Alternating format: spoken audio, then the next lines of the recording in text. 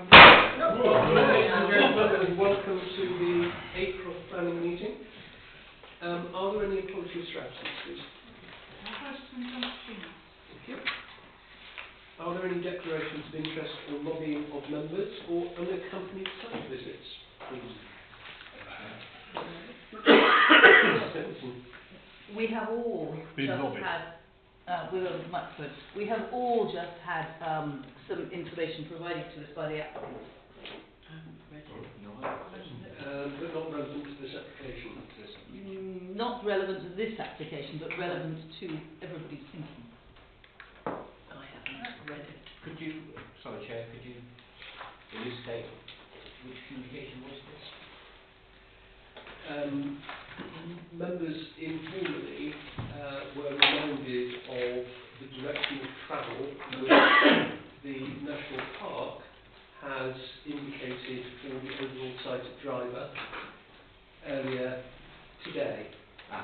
And I think that is what Mrs Nicholson was alluding to. However, I think we were very careful and indeed deliberately made the point to say that that information was just a reminder to members of what the park had already accepted to be the direction of travel some months ago, and it wasn't therefore directly relevant to the planning application that we have to consider today.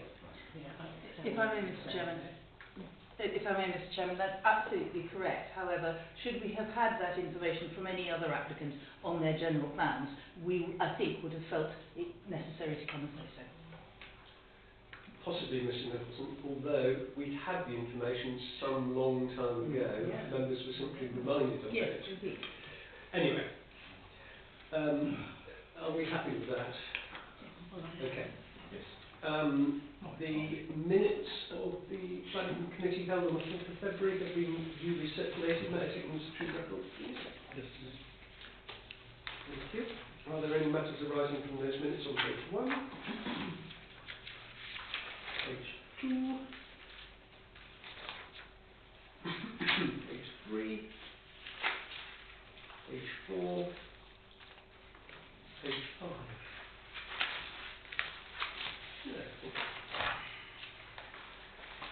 I have not been advised of any members of the public wishing to speak, so therefore we will move straight to item 6, development management, and the item that we are to consider this afternoon is item 6.1, GDO 2503, prior approval for the proposed demolition of stock building, silage clamps, surrounding concrete apron and removal of sheep dip and pens, Drive Farm, Sims Bath, and this is going to be presented by the case officer, Emma Giffard. Emma. Hello everyone. Okay, so the site is located at Drive Farm, application plan. The application is for the prior approval of demolition of an agricultural farm, silage clamp. Sorry. The application is for the prior approval for the demolition of an agricultural farm, silage clamp, concrete apron and sheep pen and dip. These are the two areas outlined in red to show the location of the proposed demolition sites. To the northwest of the site sits the sheep dip and pens, but to the southeast sits the agricultural farm. The structures have reached the end of their functional lifespan and are no longer fit for purpose. As such, the application is for the prior approval for the demolition.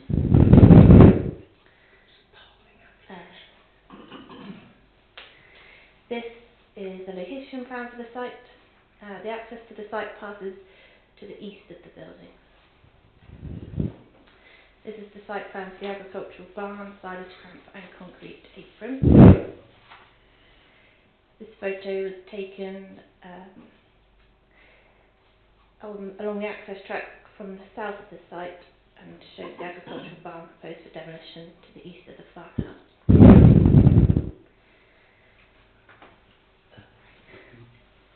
This photo is a view of the barn from the east. This is the silage clamp and barn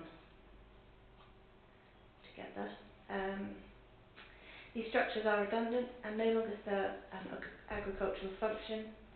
The proposed work seeks to return the levels of the land back to their original form. The application seems to also advise that the barn is structurally unsound and beyond economic repair. The roof contains asbestos, which would be removed by licensed professionals. And that's their silage plan. These are the sheep pens and dip. And there's some photographs. Again, the sheep pen and dip are no longer used on the holding, with no plans in place to reinstate their use. Therefore, they're redundant. The area will be re-landscaped and returned to grass. Since writing the report, we have received comments from our ecologist who's reviewed the application and commented that the applicant and their contractors are reminded of the legal protections afforded to bats and bat roosts under the legislation, including the Conservation of Habitats and Species Regulations.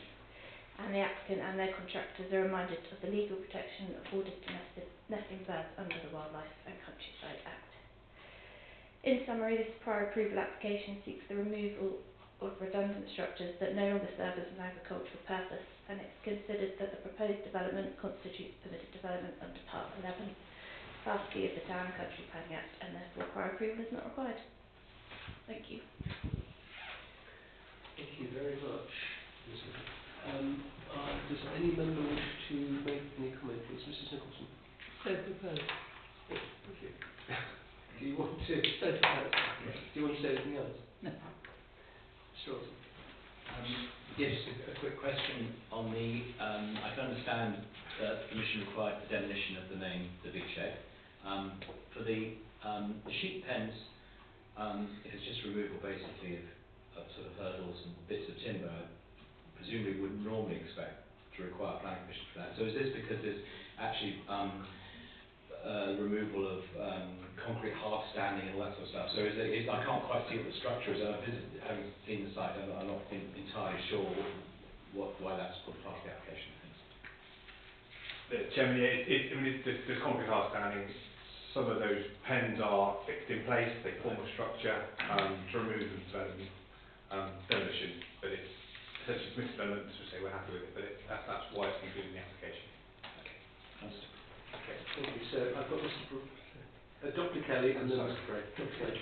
Well, I'm prepared to second it because we're not looking at the planning merits, it's whether or not it's permitted development, which is a simple enough question to determine. So I'm quite happy to second what's being proposed. Thank you. Thank you very much. Mr. Gray. Yeah, I'm just going to I presume because of the sheep dip, which should be a concrete bath, wouldn't it? So therefore engineering was to demolish that. So but I'm very happy that I can see it's naturally deteriorating, and it's also very good they're going to reuse some of the material for future development, which is obviously a good thing to see. So no, I support it. Steve? A couple of things. Once I noticed that the Exmoor Parish Council only commented on the demolition of the stock building and didn't mention the dipper. And the other thing I was wondering was, we know that there may be a replacement, but would it affect the construction of another building? Would it be, if you've removed one already? I mean, if it's being removed because it's no longer needed, would it be easy to justify another one if you say you need it when you've knocked one down? That's the question. Chairman, it's been removed because it's not suitable for use. A future proposal would be something we have to consider in the future. That's not for us now.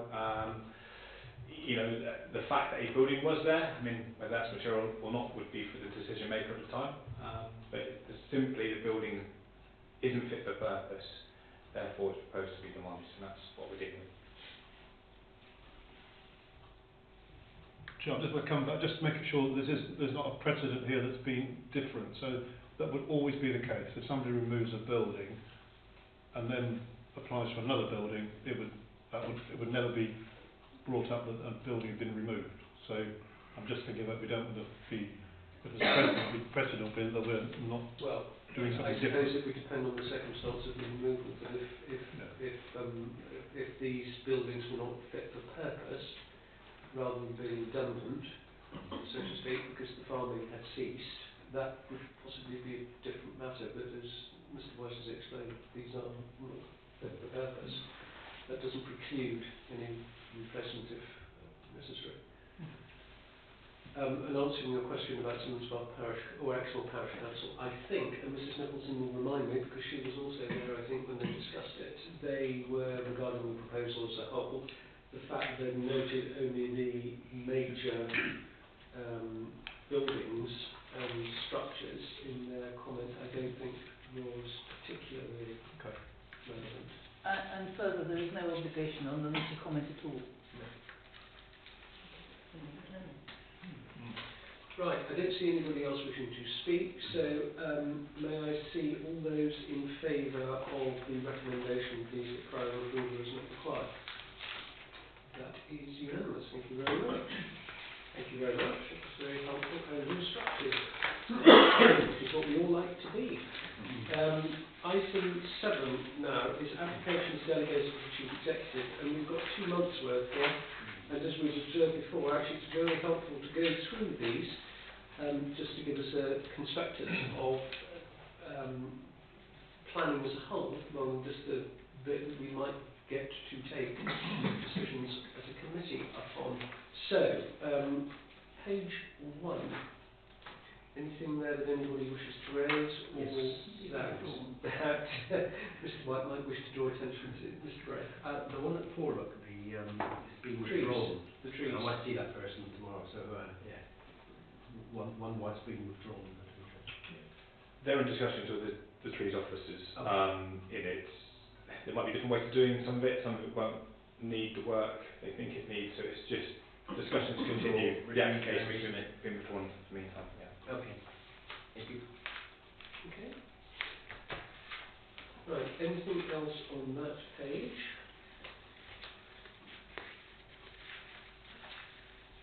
Page 2. 2 refusals. Yeah. So the 2 refusals at the bottom of that page, Chidgley Cottage and the Old Mill at Limbridge. Both interesting, aren't they? They are, yeah. So the Chidgley Cottage one, lots of discussion on this one around policy HCD 17, which we've been working through quite a bit more recently. The history here is that a certificate of lawful or established development was granted for a mobile home on the site to be used as a dwelling, and then following that the applicants have applied to replace that with a permanent, conventionally constructed dwelling. There were concerns about the scale and massing of that proposed development. It was amended through the course of application, but in terms of the consultees and our own offices, those amendments were considered to be sufficient. Still concerns in terms of the overall scale and massing of that proposal and its impact on the character appearance of the area, and also with regard to the Grade 2 listed building to the front of it. The Parish Council were also unconvinced by the scheme and obviously objected, and that resulted in the application being refused. The Old Mill at Limbridge Road in Linton, that's it's been an application that's sort of come in, been refused on a few occasions. The big issue with this now, I think we got to the point where we're happy with the design, but it is in flood zone 3. The site, as you can imagine, within an old mill, lies immediately adjacent to the Western River. It's in a deep channel, that river. It's got obviously high spates of water flow at high volumes. The environmentalists really weren't happy about it. There was an inadequate flood risk assessment to say actually it would be safe in terms of flood risk. So it's been refused on flood risk grounds. I think it's quite a sort of concerning one, that one, in terms of safety in the event of flooding, so that was refused accordingly. Okay. Anything else on that page? Page 3, there are a couple of refusals there. So the first refused application is the Luttrell Arms Hotel in Dunster. Unfortunately, it's retrospective as well, so some of the works have already been carried out. It relates to slating or reslating the rear roof slopes of the building. What's happened there is, unfortunately, some sort of original historic slates have been removed. They're old slates, quite small slates, and they've been replaced with really much large slates. The sort of texture of those isn't particularly good, and the size isn't right. It is a Grade 2 star listed building. It's one that historically we've been heavily involved with. We have tried to find ways forward. Communication hasn't been great, actually, to be fair, to work through those. So we've got to a point where that we need to make a decision. That decision has been made. The building is it's currently in a weather-tight position, which is good. So there's no risk there. But the application we could support, that's been refused. There was an issue as well about the membrane they used under the roof in terms of potential impact on bats getting trapped on it. So yes, it's been refused, but it is one that we will continue to follow up because obviously what's there is harmful, so we need to resolve that. Chair, can I just ask, are they likely to take the decision to appeal? I'm not sure. Because we've not had much come back from liaison in terms of being able to resolve or whether they would appeal, but no doubt that will become clear as we sort of try and press the issue and resolve matters. Councillor Smith. Thank you. I was going to ask about enforcement of this because it's not just that they've used different slates, the different tiles, the shape and the size. They've also, if you're saying they've used a different membrane, so they haven't paid attention to bats either. So this is not just one item. It's difficult trying to get hold of certain types of slate. But also they haven't, like I said, allowed for the bats. So at what point do we take enforcement on this, or are we still in negotiations with them to try and get something changed? Because I'm really not very keen on retrospective planning applications, etc. So. I mean, enforcement as a process is ongoing. What we haven't moved to any formal action, and we're hoping we can avoid that. I think this is solvable. It just needs the party to work with us as well and to be willing, and I'm sure we can get there. It's just there's a way to go, and obviously if we're not able to get there, then the reality will be we'll have to consider whether formal action is our only resort. Oh, not another dumpster. We're hoping to avoid it. So the next one is also a refusal. Yeah, again another retrospective one. So it's one that we will continue to move forward. This one, the applicant has indicated a desire to appeal, so we shall see whether that happens. It's essentially three I guess relatively small buildings have been put up, but it's on bare land. They're not great in terms of landscape. Parish Council also not happy with the scheme. And on landscape grounds, we don't think we could support it. It's been refused accordingly. Okay. I think both the chairman and I would have heard the parish council quite definitely on the subject. But the top and bottom applications on that page are both good news in that the Bridgetown Cricket Club proposed extension of the Cricket Club Pavilion, that's been approved. That, of course, is an iconic Exmoor scene, much photographed. And the bottom one, Ben Twitchin, that was, as many of you will be aware, a long-standing process to achieve this local needs property. So that's very good. All right. Everyone happy with that month's worth of yes, Great. A question. I've actually come on briefly from on the parish council where we did turn it down, and I think if nothing's done to the shed, they'll fall down anyhow. Now my question was the next one, which we found as parish council challenging, but I accept it's gone through the process. We were surprised at the threshold of proof to prove that someone had been living there or not, but we've gone along with it. Am I right now? That was that they, through statements, they demonstrated they've been living there for 5 years. Am I correct in that? And that's now legally has to be 10 years for any future such situation. Is that correct? Yeah. Yes, Chairman. Yeah. So in this case, it was 4 years in this case. Oh, sorry, 4 years. Sorry. They did produce statutory declarations, which carry great weight as evidence, and it enabled this one, if you like, to get over the test of balance of probability.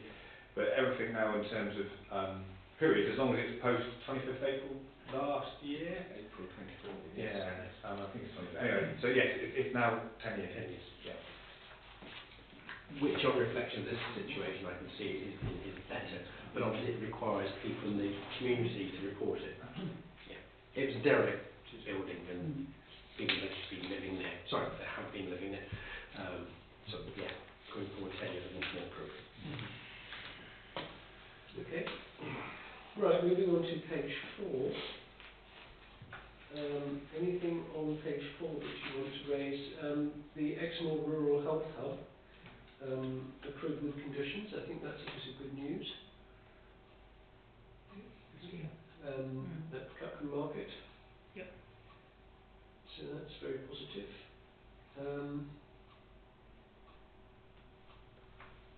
And then the last page.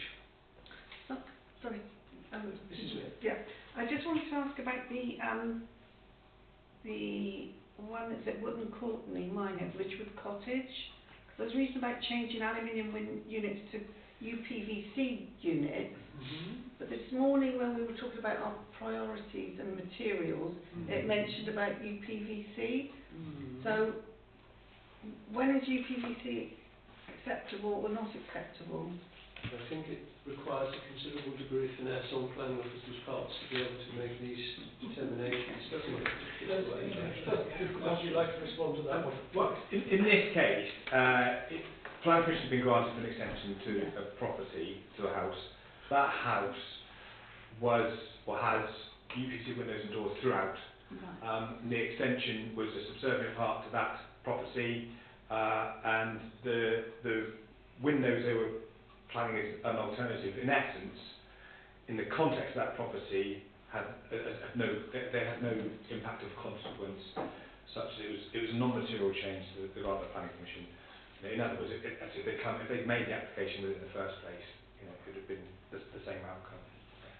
However, there is at least one other application that they will be coming before us before too long, where an application for a new build, which was originally for entirely wooden frames, has now come in with a change to being UPVC.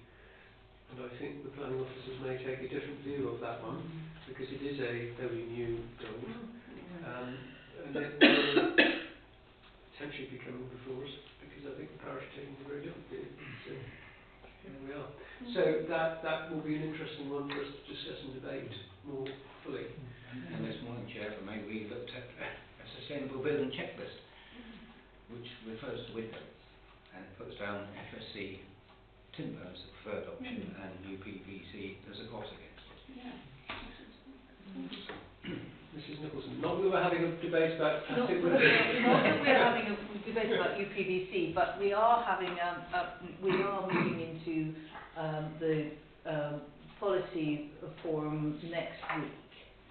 And while this may or may not become part of that, it may be a time when we will want to look at the changes that have happened over sustainability of UPVC and its recyclability and so on at that point. Indeed, and I think, without having a debate about it, when our original plan was agreed, the appearance of UPVC windows, on the whole, was much less well defined than they tend to be now. So from the appearance point of view, I think things have certainly changed over the last 20 years, but the sustainability argument may be still more debatable. But as they say, this one will run and run. Right, anything else then on the last page? No? Right, thank you for that. Do you want to say anything about enforcement while we're here? Because it's come up. Are we going to go through the Yes, we are. What we can do now. Well, Okay, thanks, Chairman. Yeah, so, whilst on top of enforcement, gentleman's at the corner, Alan Weldon is our new planning enforcement officer. So.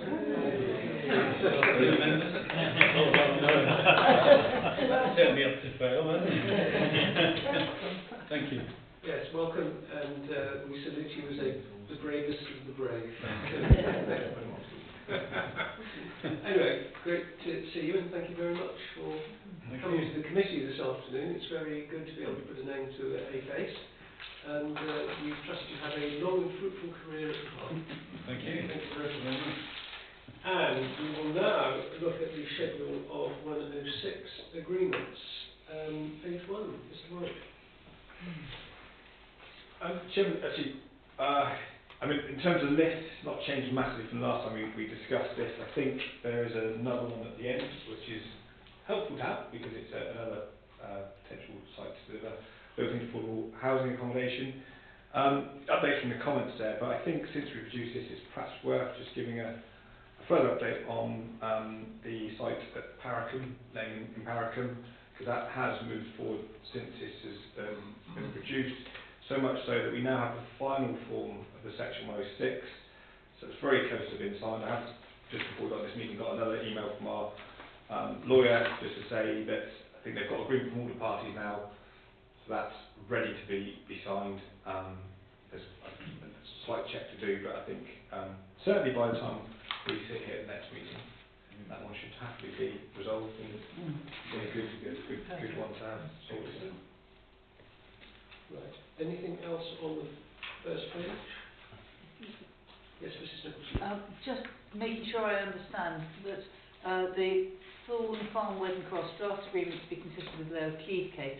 DCC requested confirmation that the Section 106 encompasses, etc. on 30th of 6/24. Is DCC therefore waiting for the applicant to come back, or is it sitting with DCC? Because if we're waiting for the applicant, then the applicant is in the applicant's court. But if it's the other way around, then why is it nearly a year? No, yeah, it's just with the applicant. Right, okay, fine. Okay. And you said there was one to add. Sorry, yes. Sorry, Chairman, yeah, the one at the bottom is the one that I've added Okay. the last time we went through this. Would that house leave farm? Now 2 pages, yes. I don't have left. Well, this was the one that was a special school, wasn't it? That's right. But look at how many we've resolved, Chair. Yeah, exactly. Including the roadhouse at Bentridge. Yeah. Just discussed. That's good. And it's good to have that good list of the past ones we've resolved, Yeah. which is instead of that's motivating. Right. Any other questions on that? If not, item 9 is site visits. Now there is an issue about site visits, sorry to have to tell you. We are likely to have a London and Knoxville railway application to consider at the next meeting. We have been out on site a number of times, but what I think is being proposed this time relates to a bit of ground that we haven't studied in so much detail. And bearing in mind the nature of the site and to some degree the likely prominence of the application, I think it would be helpful for us to go and visit it on site. However, although I see at the bottom it says site visits the next date being Friday the 28th of March, you will realise that it isn't supposed to be Friday the 28th of March. It is supposed to be the first Friday in May, the 2nd of May. The problem with that is that it is bank holiday weekend, and therefore being able to make sure that all of the paperwork following that meeting is ready for the planning meeting is going to be really difficult to achieve. The previous Friday, the 25th, there is a long morning meeting that a number of members have to be involved with. So at the moment we were just canvassing having a site visit later in the afternoon of the 25th. Probably starting at about 2:30.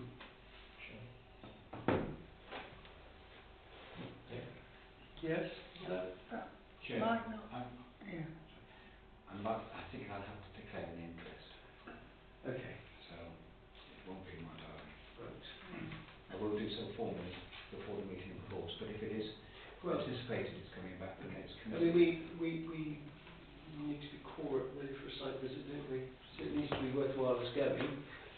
But I think it is sufficiently different to what we have looked at before. And let's face it, that was some while ago, and I suspect that some members weren't even on the committee then. I think having the opportunity to go would be sensible. You're shaking your head there, Mr. Brown. I can't make it. So 3 members down? I can't go. No. I could, as long as I can get home for 6 o'clock.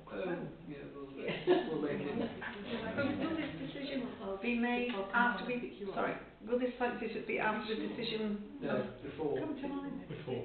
No, I mean, Sorry. can I finish. No. Sorry, Frank. We have an Exmoor Park meeting where we're going to decide if we're going to have everybody on the planning committee. If this was after that, then there may be enough people who could Absolutely. attend. Indeed, but unfortunately I think we've got to have an application coming forward to the main meeting, That's what we're looking to bring to you. And it's, which will therefore mean that we'll be on the day, we won't be changing it until the AGM anyway. okay. No, Yeah, that's okay. so we might take the decision, Okay. to revert to the status quo ante, but it won't be until the annual meeting. How Right, many people okay. do we need for the site visit? Well, that is it. To be honest, I'm not sure what the quorum is. Well, I think we need to have enough people to make it worthwhile, so if we had 6 or 7, that would Who probably can, be who okay. can come? I think so. 1, 2, 3, 4, It seems pointless for me coming because I won't be attending the meeting. at the beginning of May. You can send your, I shan't be here. Right. send your comments, really. Right, That lots would be that. Yeah, you'll still be a member. What's the election? Bank holiday weekend, you don't want to. The election's first, isn't it? I'm not sure I can. Well, I think you stay as a member until such time as your replacements are appointed. Right, okay. I that's seem fine. to remember I'll have that. to change it. It's been released. Yes, so until your replacement is appointed, whenever your annual meeting is, you are a member. We weren't here. So I think shaping up then for the 25th at 2:30. Yeah. Can I just confirm, Chairman, that we're talking about 2:30 on the 25th of April We are. at Hurricane. Probably meet at Blackmore Gate, I think. Okay, so we might meet at Blackmore Gate and bring minibus in. Okay. Minivan. Well, you'll let us know in advance about, yeah. Yeah. I'm not available. Yeah. You get the train. Slow time. Okay. Right, good. Well, I'm glad we've decided that. With that, ladies and gentlemen, I will declare the meeting closed, and we will. I will warn you now. I suspect have a rather longer meeting next month.